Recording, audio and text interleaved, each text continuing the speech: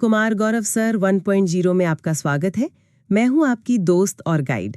आज हम भारतीय संविधान की उस पहली सीढ़ी पर कदम रखने वाली हैं जो पूरे संविधान की इमारत को समझने की चाबी है, हमारी प्रस्तावना यानी प्रियम्बल। बिल्कुल।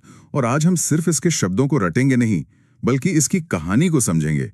ये कैसे बनी, इस पर क्या विवाद हुए और अदालतों ने इसके बारे में क्या-क्या कहा। हाँ, क्योंकि ये विषय यूपीएससी, जुडिशरी या किसी भी प्रतियोगी परीक्षा के लिए सिर्फ एक टॉपिक नहीं है। नहीं, बिल्कुल नहीं। ये वो बुनियाद है जिस पर संविधान की पूरी समझ टिकी होती है। तो चलिए इस गहरी और दिलचस्प यात्रा की शुरुआत करते हैं। तो सबसे पहले ये समझते हैं कि प्रस्तावना आखिर है क्या। कई लोग इसे सिर्फ एक परिचय या भूमिका मानकर छोड़ देते हैं, लेकिन ये उससे कहीं ज्यादा है ना? बहुत ज्यादा। आप इसे हमारे संविधान का पहचान पत्र कह सकती हैं। पहचान पत्र। हाँ, जैसे एक आईडी कार्ड पर आपकी सारी जरूरी जानकारी होती है, वैसे ही प्रस्तावना एक पन्ने पर पूरे संविधान का सार, उसके लक्ष्य और उसका दर्शन सब बता देती है। इसे संविधान की आत्मा भी कहा गया है। आत्मा, ये बहुत गहरा शब्द है। इसका मतलब है कि ये संविधान को एक तरह से दिशा देती है। एकदम सही। और इसकी एक और बहुत बड़ी भूमिका है। सोचिए, अगर संविधान के किसी अनुच्छेद की भाषा को लेकर कोई दुविधा पैदा हो जाए तो क्या होगा? तब हमारी न्यायपालिका इसी प्रस्तावना का सहारा लेती है उसकी सही व्याख्या करने के लिए। ये एक तरह से पूरे संविधान को समझने की कुंजी बन जाती है। अच्छा। लेकिन यहाँ एक पेंच है। और वो क्या है? वो ये कि ये नॉन जुडिशिएबल है। ये एक भारी भरकम कानूनी शब्द लग सकता है, पर इसका मतलब बहुत सीधा है। मतलब इसे कोर्ट में लागू नहीं करवा सकते? बिल्कुल। आप अदालत में जाके ये नहीं कह सकते कि प्रस्तावना में भाईचारे की बात लिखी है और मेरे पड़ोसी मुझसे भाईचारे से नहीं रहते, इसलिए उन पर केस कर दो। अच्छा, तो ये एक मार्गदर्शक सिद्धांत की तरह है, न कि एक कठोर कानून की तरह। ये हमें बताता है कि हमारा देश किस दिशा में जाना चाहता है। एकदम सही। तो फिर ये विचार आया कहाँ से? क्या संविधान सभा ने पहले दिन बैठकर इसे लिख दिया? नहीं, इसका एक बहुत मजबूत ऐतिहासिक आधार है। इसकी जड़ें जुड़ी हैं पंडित जवाहरलाल नेहरू के ऑब्जेक्टिव रेजोल्यूशन यानी उद्देश्य प्रस्ताव से। ओह, ऑब्जेक्टिव रेजोल्यूशन। हाँ, ये सिर्फ एक प्रस्ताव नहीं था, बल्कि आजाद भारत की आत्मा का आप कह सकते हैं ब्लूप्रिंट था। इसकी तारीखें भी बहुत महत्वपूर्ण हैं, खासकर इतिहास के नजरिए से। हाँ बिल्कुल। 13 दिसंबर 1946 ये वो दिन था जब पंडित नेहरू ने संविधान सभा के सामने ये प्रस्ताव रखा। माहौल की कल्पना कीजिए, देश आजादी की दहलीज पर है और ये तय किया जा रहा है कि आने वाले भारत का चरित्र कैसा होगा। और फिर लंबी बहस और चर्चा के बाद 22 जनवरी 1947 को सभा ने इसे सर्वसम्मति से अपना लिया। और मुझे लगता है कि उस प्रस्ताव में सिर्फ बड़ी-बड़ी बातें नहीं थीं, बल्कि समाज के हर तबके का ध्यान रखा गया था। आपने बिल्कुल सही पकड़ा। उस प्रस्तावना में अल्पसंख्यकों, जनजातीय क्षेत्रों और पिछड़े वर्गों के लिए पर्याप्त सुरक्षा यानी सेफगार्ड्स का संकल्प था।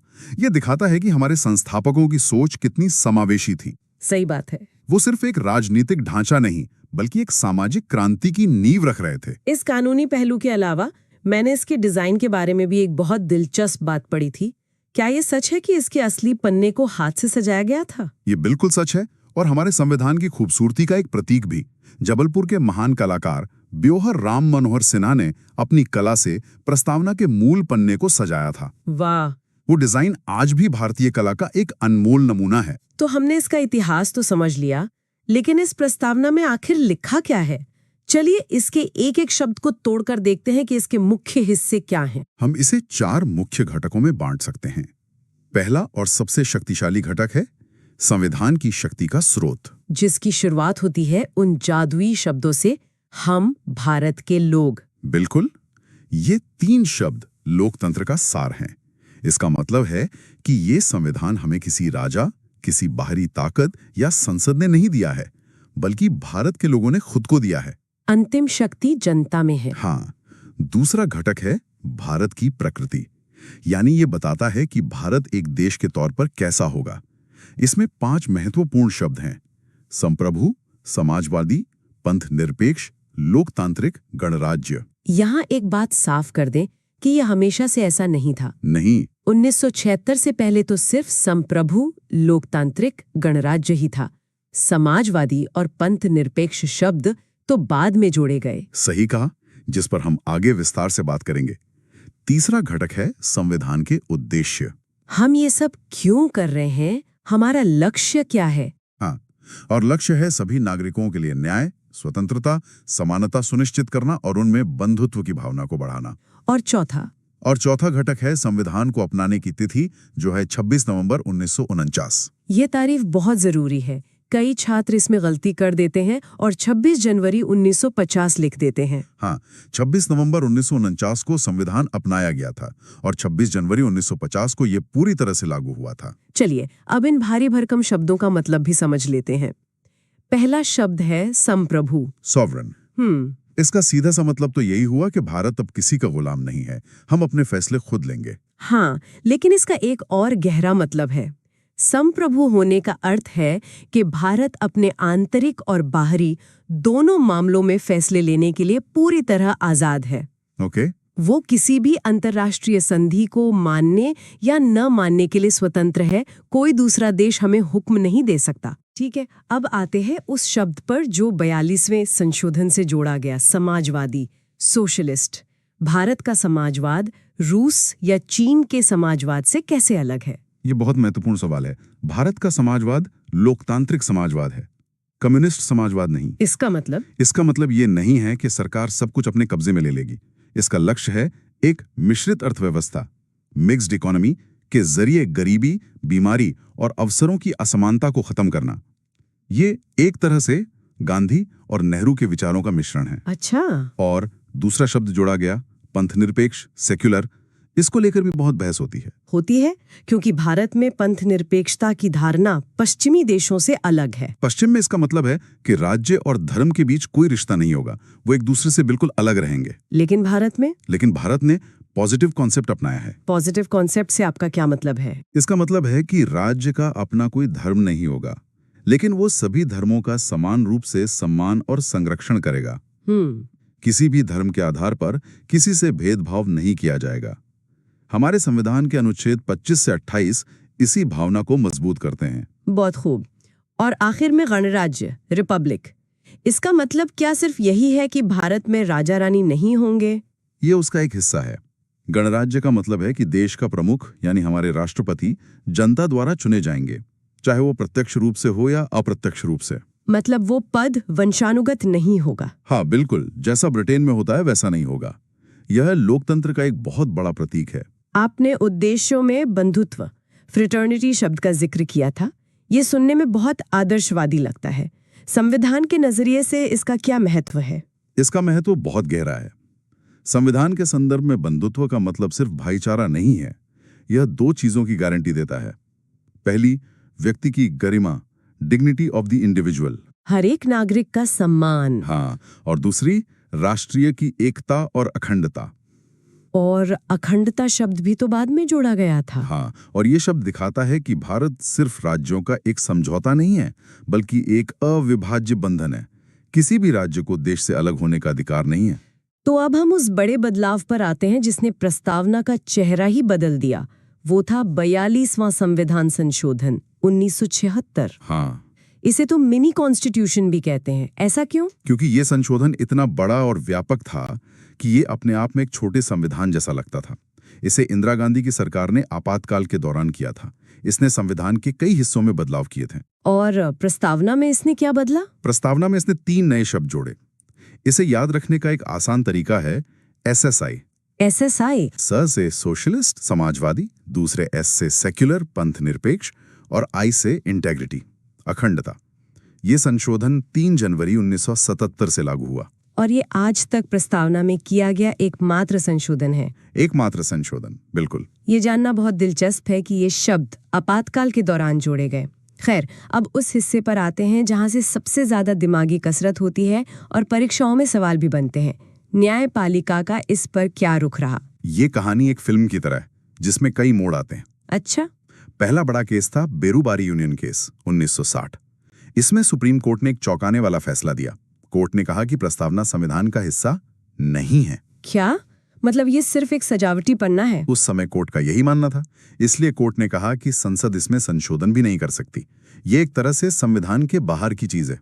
लेकिन कहानी यहाँ खत्म नहीं हुई। फिर आया वो ऐतिहासिक फैसला जिसने भारतीय संविधान की व्याख्या को हमेशा के लिए बदल दिया, केशवानंद भारती केस 1973। भारतीय न्यायपालिका के इतिहास का सबसे महत्वपूर्ण केस। आज तक की सबसे बड़ी बेंच 13 जजों की बेंच बैठी और इस बेंच ने बेरुबारी केस के फैसले को पलट दिया। और क्या कहा? कोर्ट ने कहा कि प्रस्तावना संविधान का अभिन्न अंग है, इंटीग्रल पार्ट है। ये कोई बाहरी चीज नहीं बल्कि संविधान की नींव का पत्थर है। और इसी केस में मूल ढांचे यानी बेसिक स्ट्रक्चर का सिद्धांत भी सामने आया, है ना? बिल्कुल। कोर्ट ने एक बहुत ही संतुलन वाला फैसला दिया। उन्होंने कहा कि संसद अनुच्छेद 368 के तहत संविधान में संशोधन तो कर सकती है और क्योंकि प्रस्तावना भी संविधान का हिस्सा है तो उसमें भी संशोधन कर सकती है। लेकिन संसद संविधान के मूल ढांचे को नहीं बदल सकती। आप इमारत में रंग रोगन कर सकते हैं, कमरे बना सकते हैं, लेकिन आप उसकी नींव को नहीं हिला सकते। और प्रस्तावना के सिद्धांत मूल ढांचे का हिस्सा हैं। हाँ, जैसे लोकतंत्र, पंथ निरपेक्षता, गणराज्य, ये सब मूल ढांचे का हिस्सा हैं। तो इस एक फैसले ने संसद की शक्तियों पर एक जरूरी लगाम लगा दी। एक बहुत जरूरी लगाम। इसके बाद के केसों ने इस बात को और मजबूत किया। जैसे एसआर बोम्मई केस 1994 में सुप्रीम कोर्ट ने साफ साफ कहा कि पंथ निरपेक्षता संविधान का बेसिक फीचर है। और फिर LIC ऑफ इंडिया केस में भी यही बात दोहराई गई। हाँ, 1995 में कोर्ट ने फिर दोहराया कि प्रस्तावना संविधान का अभिन्न अंग है। तो अब ये कानून पूरी तरह से स्थापित है। हमारी प्रस्तावना वाकई एक शानदार दस्तावेज है। क्या इसके विचार पूरी तरह से भारतीय हैं या हमने दुनिया के दूसरे संविधानों से भी प्रेरणा ली है? हमारे संविधान निर्माताओं ने दुनिया भर के बेहतरीन विचारों को अपनाने में कोई संकोच नहीं किया। प्रस्तावना का जो मूल विचार है और जो शुरुआती शब्द हैं वी द पीपल, वो अमेरिका से है। हाँ, ये शैली अमेरिका USA के संविधान से प्रेरित है। और स्वतंत्रता, समानता और बंधुत्व के जो महान आदर्श हैं, ये तीनों आदर्श फ्रांस की क्रांति 1789 की देन है। ये विचार वहीं से लिए गए हैं।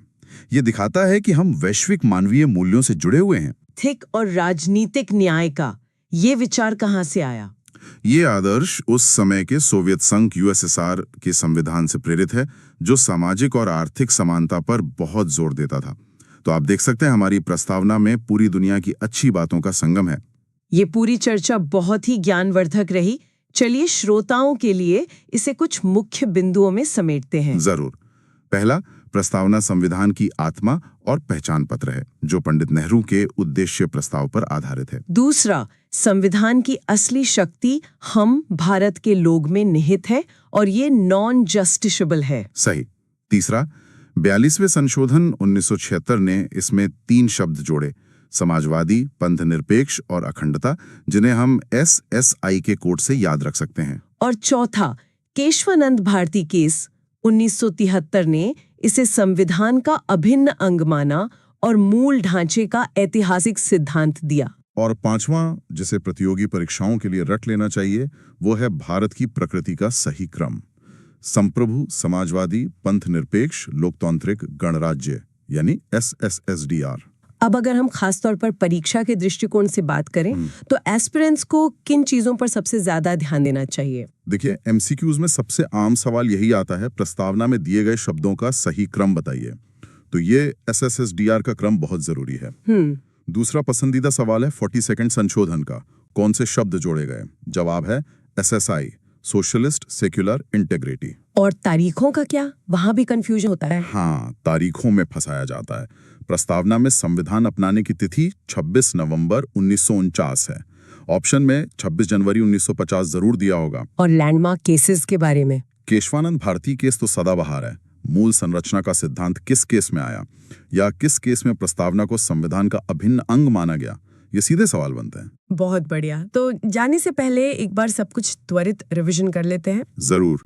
आधार, नेहरू का objective resolution, designer ब्योहर Ram Manohar Sinha, संशोधन सिर्फ एक बार 42वां 1976, जोड़े गए शब्द SSI, सोशलिस्ट, सेक्युलर, इंटीग्रिटी। न्यायिक स्थिति, केशवानंद भारती केस के बाद संविधान का अभिन्न अंग। प्रकृति, नॉन जस्टिशिएबल पर इंटरप्रिटेटिव